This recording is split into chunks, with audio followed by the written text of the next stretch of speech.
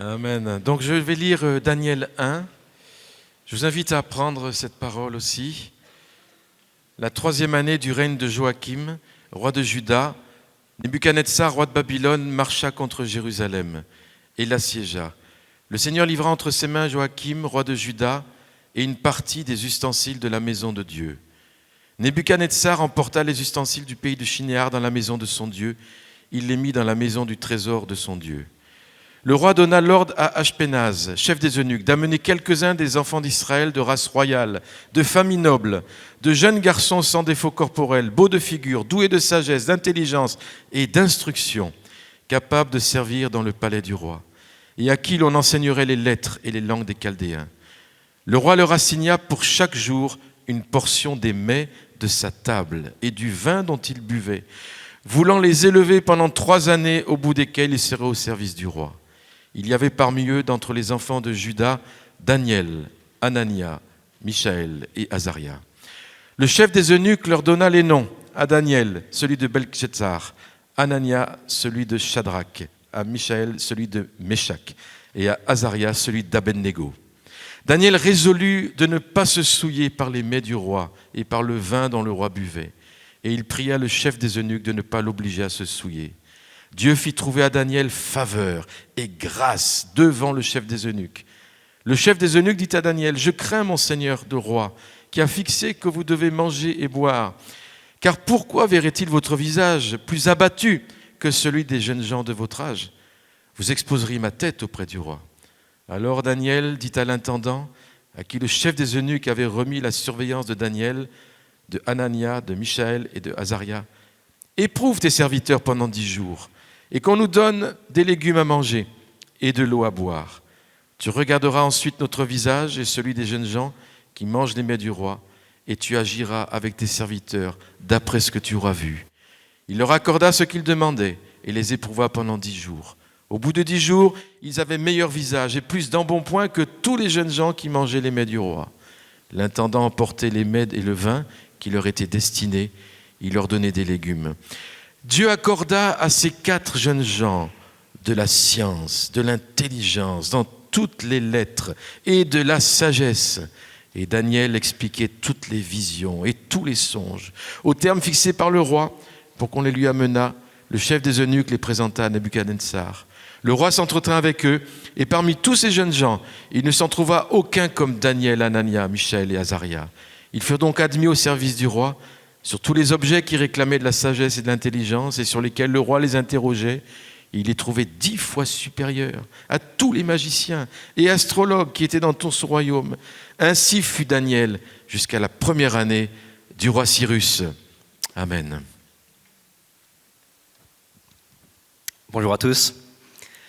Pour ceux qui ont une Bible, je vous invite à la garder ouverte dans ce chapitre 1 de Daniel.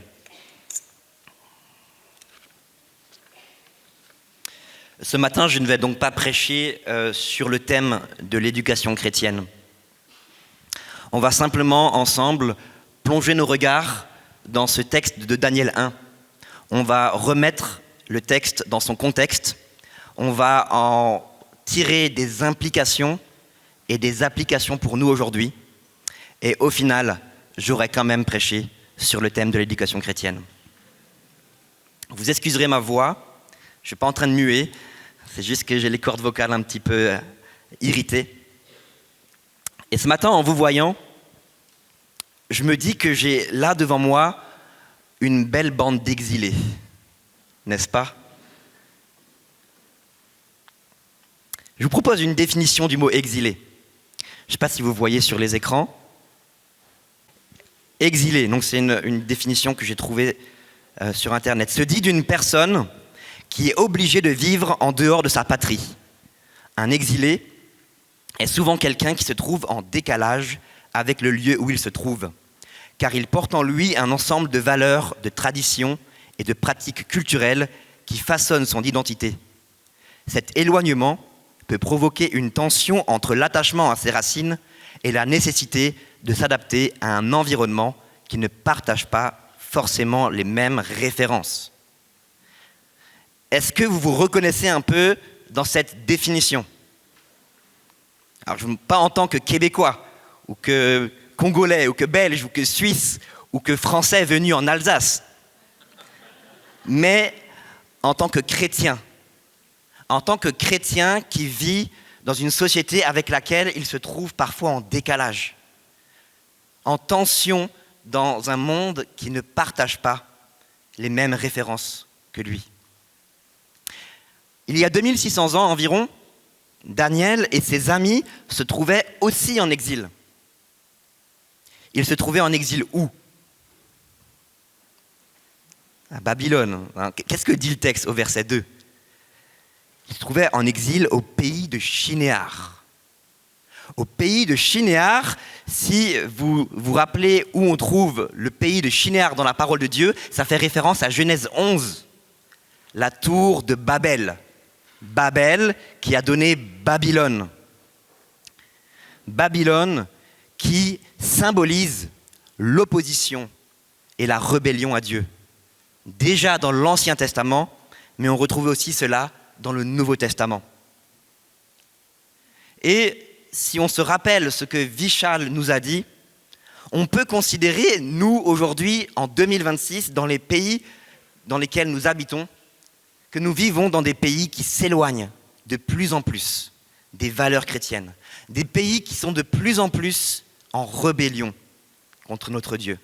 Les valeurs de notre culture, ces idéologies, sont de plus en plus en opposition avec les valeurs du royaume de Dieu. Donc c'est pour ça que malgré les 2600 ans qui nous séparent, nous vivons dans un contexte bien similaire de celui de Daniel et de ses amis. Et dans ce premier chapitre du livre de Daniel, il me semble que l'on trouve deux éléments clés de cette opposition d'exil. Premièrement, la stratégie de Babylone envers le peuple de Dieu, dans les 7 premiers versets. Et ensuite, nous verrons en réponse quelle est la stratégie du peuple de Dieu envers Babylone.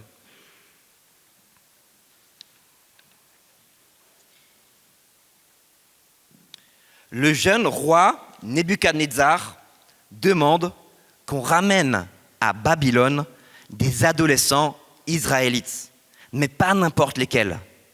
Des Israélites de famille noble ou de race royale, afin qu'ils soient formés à la vision du monde et aux valeurs babyloniennes. Ces jeunes seraient ensuite au service du roi et ils permettraient au roi Nebuchadnezzar de pouvoir répandre et diffuser à travers eux cette vision du monde autour d'eux. Parmi ces jeunes, nous retrouvons Daniel et ses 4 amis, et ses 3 amis. D'une certaine manière, on pourrait dire que la stratégie de Nebuchadnezzar, elle est rusée. Un vrai stratège, on pourrait presque dire qu'elle est brillante. Il va chercher à répandre son royaume, non pas par la force, mais par l'assimilation. Et cette stratégie va se décliner sur 3 volets différents. Premièrement, l'éducation, ensuite des privilèges, et enfin, il s'attaque à leur identité. Premier volet, l'éducation. C'est le premier volet par lequel ils vont s'attaquer à ces jeunes hommes. Déjà, à cette époque, le roi de Babylone avait compris ô combien l'éducation des jeunes était cruciale, ô combien le cœur même de la transformation d'une civilisation passait par l'éducation. Daniel et ses amis étaient des jeunes garçons, nous dit le verset 4. Certaines versions rendent même le mot « enfant ». Les commentateurs s'accordent pour dire qu'ils avaient entre 13 et 16 ans. Et à ces jeunes garçons de 13 à 16 ans, on leur enseignerait la littérature et la langue des Babyloniens. Pourquoi ? Pour remplacer leur connaissance de la Torah et de leur Dieu par des connaissances qui sont liées aux traditions babyloniennes. Pour remplacer leur vision du monde qu'ils avaient et qui était ancrée dans la parole de Dieu par une vision du monde en totale opposition avec la parole de Dieu. Est-ce qu'on ne retrouve pas des similitudes dans le monde dans lequel nous vivons, dans les pays dans lesquels nous vivons? Deuxième volet, les privilèges. Comme le dit l'adage, on attrape plus de mouches avec une cuillère de miel qu'avec un pot de vinaigre. Le roi leur réservait pour chaque jour une portion des plats servis à sa table et du vin de ses banquets. Donc pour Daniel et ses amis, école obligatoire, mais par contre, cantine gastronomique. Et pour les jeunes d'aujourd'hui, ne leur demandons pas, apprenez ce qu'on vous demande. Ayez un bon bulletin pour pouvoir recevoir votre smartphone à Noël. Faites de bonnes études. Faites-vous un bon CV et vous aurez plein de privilèges. Vous aurez un bon salaire. Vous pourrez vous acheter une grande maison, avoir une belle voiture et même manger dans des restaurants gastronomiques. Les privilèges. Et enfin, troisième axe de stratégie, s'attaquer à leur identité. La tactique finale est de changer leur nom. Le chef des eunuques, littéralement, leur imposa des noms. Retenez ça, leur imposa des noms. À Daniel, celui de Belshazzar, à Anania, celui de Shadrach, à Michaël, celui de Méshach, et à Azaria, celui de Abed-Nego. Si vous voyez sur l'écran, le changement de ces noms n'est pas là pour rien. Daniel, qui signifie « Dieu est mon juge », devient Belshazzar. Bel protège sa vie. Bel est très probablement le dieu Marduk, le dieu principal des Babyloniens. Anania, l'Éternel fait grâce, devient Shadrach. Shadrach, qui fait référence au dieu Aku, le dieu babylonien de la lune, commandé par Aku. Michaël, qui est comme Dieu, devient Méshach, qui est comme Aku. Azaria, l'Éternel a secouru, devient Abed-Nego ou Abed-Nebo, qui fait référence à Nebo, le dieu babylonien de la sagesse. Quand on lit ça comme ça, on n'a peut-être pas toute la symbolique, tout ce qu'il y a derrière ce changement de nom. Le but de tout cela, c'est de leur enlever, de leur arracher, de les vider de leur identité et de leur valeur en tant que peuple de Dieu, pour les remplir et pour leur inculquer les valeurs, la culture et la vision du monde de Babylone. Voilà quelle est la stratégie de Babylone envers le peuple de Dieu. L'assimilation. Une stratégie très subtile. Et ne vous y trompez pas, la stratégie est toujours la même aujourd'hui. Faites confiance à nos programmes scolaires. Lisez nos journaux, regardez nos chaînes télévisées, nos séries, nos films. Déléguez la gestion de votre temps à votre smartphone. Allez chercher la vérité sur ChatGPT. Aspirez au plaisir que ce monde propose. Faites tout ça sans réfléchir, sans veiller, sans avoir un peu de discernement. On ne va pas se battre contre vous. Venez, devenez l'un d'entre nous. On ne va pas se battre contre vous. Venez et devenez l'un d'entre nous. Voilà quelle est la stratégie insidieuse de Babylone envers le peuple de Dieu. Voyons maintenant quelle est la stratégie du peuple de Dieu envers Babylone. Et je l'ai aussi décliné en 3 catégories. Premièrement, nous allons voir la fidélité de ces jeunes garçons, au verset 8 à 16. Nous allons voir aussi qu'ils ont un courage, et nous allons réfléchir d'où vient ce courage.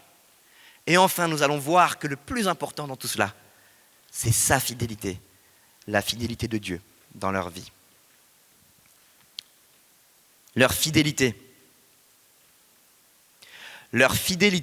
qu'on retrouve dans la réponse de Daniel et ses amis au chef des eunuques. Une réponse qui est à la fois très simple et très énigmatique. On veut un régime végétarien. Moi, la première fois que j'ai lu ça, j'ai dit « mais quelle folie !» Et on pourrait se demander le pourquoi de cette décision. Certains vont avancer qu'ils n'ont pas voulu se souiller avec les mets du roi pour ne pas manger non cachère. Le petit bémol, c'est qu'ils ne veulent pas de vin non plus. Et le vin, rien ne l'interdit dans les lois alimentaires. D'autres ont simplement dit non, en fait, c'est parce qu'ils ne voulaient pas manger des viandes offertes aux idoles par les Babyloniens. Le petit bémol, c'est que si on connaît un peu les rites babyloniens, les légumes aussi étaient offerts aux idoles avant d'être servis à table. Donc en fait, on pourrait faire plein d'hypothèses. Et peut-être que parmi ces éléments que je viens de partager, il y en a qui sont des éléments de réponse. Mais quand on lit le texte, il n'y a rien de convaincant. Rien de clair dans le texte de pourquoi ils ont fait ça. Le fait est qu'à un certain moment, ils ont pris position. Comme pour dire, jusqu'ici, pas plus loin. Jusqu'ici, pas plus loin. Et si je pense que c'est cette raison-là en particulier, c'est parce qu'il y a ce jeu de mots. Vous vous rappelez avant, quand je vous ai dit au verset 7, le chef des eunuques, littéralement, leur imposa des noms. Et c'est à ce moment-là qu'il s'impose un régime végétarien. On a le même mot dans l'hébreu. Alors pour nous, nous arrive-t-il aussi parfois de devoir prendre position? À partir de quand? Sur quel point? Sur quel sujet? Ouvrir une école chrétienne? Replacer la Bible au cœur de l'éducation? Inscrire ses enfants dans une telle école? C'est aussi une manière de dire jusqu'ici, pas plus loin. Et comment ne pas prendre position pour un sujet si crucial comme nous l'avons vu, l'éducation qui est au cœur même de la transformation des sociétés? Quand on regarde les programmes qu'on nous propose, qu'ils soient politiques, qu'ils soient télévisés, qu'ils soient scolaires, tellement d'idéologie, et ce, dès la maternelle. Une éthique sexuelle qui est aux antipodes des valeurs bibliques. On cherche à déconstruire le genre, déconstruire la structure familiale, comme nous l'a rappelé aussi Vichal. Il y a le mépris plus en plus grand des valeurs du travail, de l'effort, de l'altruisme, de l'honnêteté. Et à la place de ça, on va exalter la réussite personnelle, l'égocentrisme, l'oisiveté. Ne sommes-nous pas arrivés à un moment où notre identité de disciple de chrétien est tellement menacée qu'il nous faut dire jusqu'ici, pas plus loin? Et c'est ce que Daniel et ses amis ont fini par dire. Mais voyez avec moi quel équilibre il y a chez ces 4 adolescents, 13, 16 ans. N'est-ce pas admirable de voir qu'ils ne tombent pas dans un extrême? Ils ne tombent pas dans le laxisme de se dire simplement bon, on va faire des compromis, on va s'assimiler, on va faire pareil qu'eux, et puis on va se fondre dans la masse. Pas de laxisme, pas de légalisme non plus. Ils ne sont pas en train de dire non, nous on va se retirer totalement et on va vivre les choses de notre côté. Voilà quelle est la stratégie du peuple de Dieu envers Babylone. Ni une complète assimilation, ni un complet retrait, mais une présence fidèle. Une présence fidèle dans un monde qui a besoin de cette présence. Une présence fidèle qui demande bien du courage. Leur courage. D'où vient leur courage? À qui s'adressent ces jeunes garçons de 13, 15, 16 ans? Ils sont en train de s'adresser au roi Nebuchadnezzar, le roi le plus puissant de l'époque. Il ne faut pas sous-estimer la force de caractère et le courage qui était nécessaire pour tenir une telle position, pour prendre de telles décisions. Mais d'où ce courage pouvait bien leur venir? De Dieu, oui, en dernière instance, tout vient de lui. Mais il me semble que nous pouvons être plus précis. Si nous regardons le contexte historique dans le texte, regardez avec moi le verset 1. On va faire un petit peu de mathématiques. Nous sommes à la 3e année du règne de Joachim, quand ils ont été exilés à Babylone. Ils ont 13-15 ans. Admettons qu'ils ont 15 ans. On est à la 3e année du règne de Joachim. Ça veut dire que de 0 à 12 ans, ces jeunes garçons ont vécu leur enfance sous le règne d'un autre roi. On a fini les maths, on fait un peu de théologie. Quel est ce roi ? Le roi qui précède Joachim. Oui, j'ai entendu le roi Josias.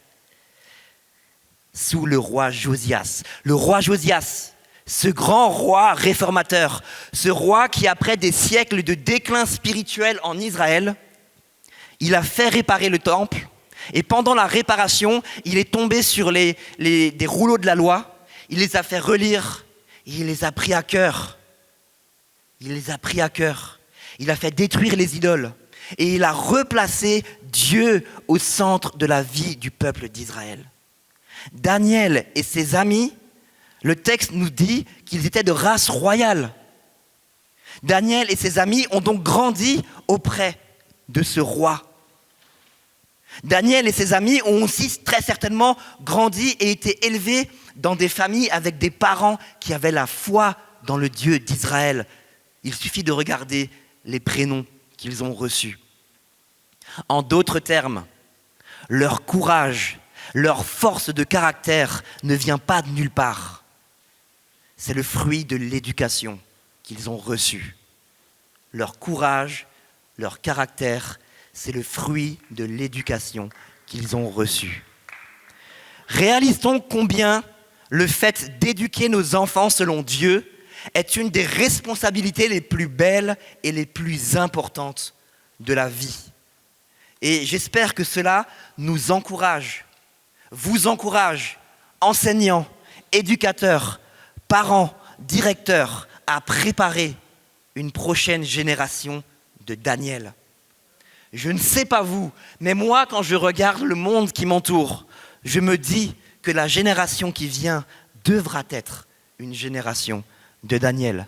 Une génération qui a Dieu et sa parole au cœur même de son éducation, au cœur même de sa vie. Une génération qui sera capable d'exercer une présence fidèle et lumineuse dans le monde avec tout le courage que cela nécessitera.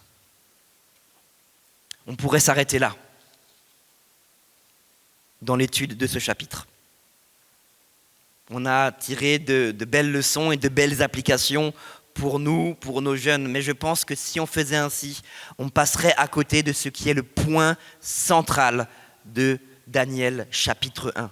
L'accent dans ce chapitre n'est pas premièrement mis sur la fidélité de ces 4 garçons envers Dieu, mais avant tout sur la fidélité de Dieu envers eux.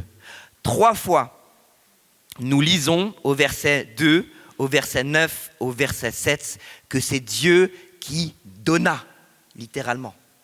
Le Seigneur donna entre ses mains Joachim, le roi de Juda. N'est-ce pas réconfortant de savoir que c'est Dieu qui est aux commandes et qui permet ce qui arrive au peuple et à son roi? Dieu n'est pas pris de court. C'est lui qui donne Joachim à Nebuchadnezzar.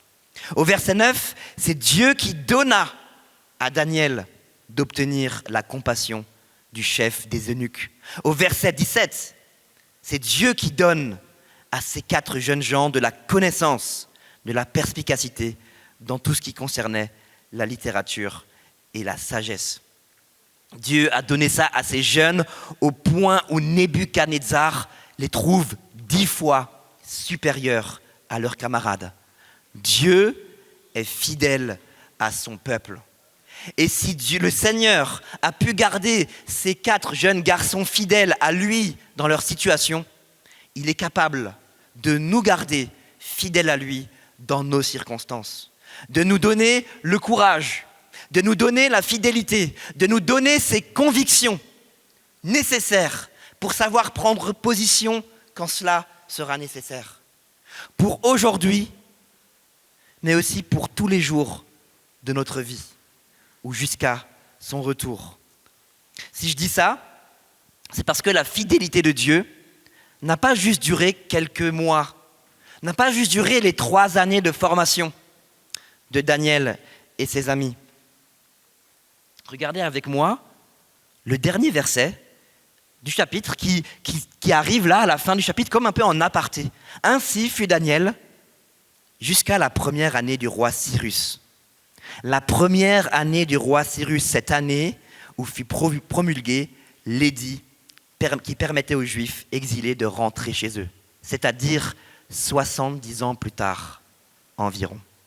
La fidélité de Dieu s'est avérée suffisante pour toute la durée de l'exil. Elle s'est avérée présente pendant toute la durée de la vie de Daniel. Dieu est fidèle. Mes amis, notre Dieu est fidèle et la bonne nouvelle de l'Évangile, ce n'est pas que Dieu est fidèle envers ceux qui lui sont fidèles. La bonne nouvelle de l'Évangile, c'est que Dieu nous a donné Jésus-Christ, son Fils, pour nous sauver, nous, infidèles que nous sommes. Car oui, plus que Daniel, Jésus a été donné par son Père entre les mains des rois de la terre. Plus que Daniel, Jésus a connu les douleurs de l'exil en quittant son trône de gloire pour venir dans ce monde pécheur. Plus que Daniel, Jésus et Jésus seul est resté parfaitement fidèle à Dieu et sans compromis. Et il accorde la perfection de son obéissance à ceux qui se confient en lui par la foi. C'est pourquoi, s'il nous arrive d'être infidèles, et vous le savez que ça arrive, et Dieu le sait que ça vous arrive et que ça vous arrivera encore, et en particulier dans notre monde, avec toutes ces pressions et toutes ces influences, rappelons-nous que si nous sommes infidèles, Dieu lui demeure fidèle, comme nous le rappelle 2 Timothée 2 au verset 13. Amen.